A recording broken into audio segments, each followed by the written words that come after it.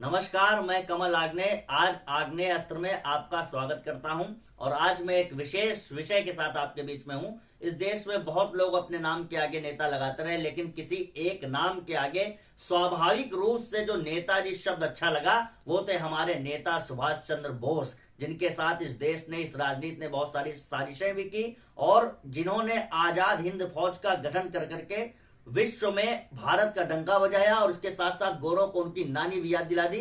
आजादी के महानायकों में सबसे ऊंचा नाम नेताजी सुभाष चंद्र बोस जी का होना चाहिए था, लेकिन इस राजनीति ने क्या किया, मैं पढ़ने की कोशिश करता हूं।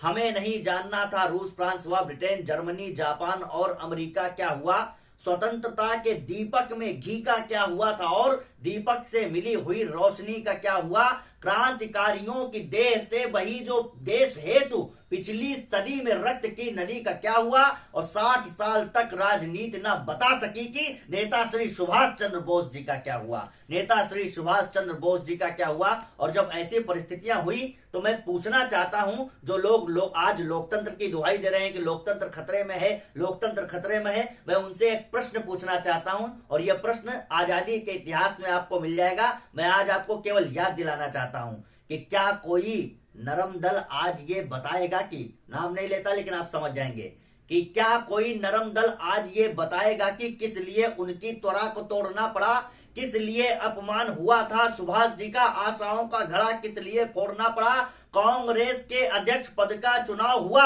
बहुमत लाकर के मुंह मोड़ना पड़ा और लोकतंत्र की दुहाई देने वाले ये बताएं, लोकतंत्र की दुहाई देने वाले ये बताएं, जीत के चुनाव पद कैसे छोड़ना पड़ा, जीत के चुनाव पद कैसे छोड़ना पड़ा। कांग्रेस के अध्यक्ष का चुनाव जब नेता श्री सुभाष चंद्र बोस जी ने जीता तो गांधी जी ने कहा ये मेरी व्यक्तिगत हार है। पट्टभी सीतारमैया के समर्थन में जब गांधी जी ने यह बयान दिया तो मजबूर होकर उनका सम्मान रखने के लिए नेता श्री सुभाष चंद्र बोस को कांग्रेस के अध्यक्ष पद से त्याग पत्र देना पड़ा। मैं जानना चाहता हूं ये कौन सा लोकतंत्र है। और मैं एक 4 पंक्तियां और सुनाने की कोशिश करता हूं कि नेताजी का इतना महान था चरित्र पर, नेताजी का इतना महान था चरित्र पर, उनको ना इनकी कहानी याद आती है।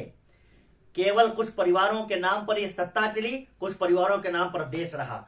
कि नेताजी का इतना महान था चरित्र पर, उनको ना इनकी कहानी याद आती है। जनता को भले याद आती सदा नेताजी की वीरताई, जानी पहचानी याद आती है।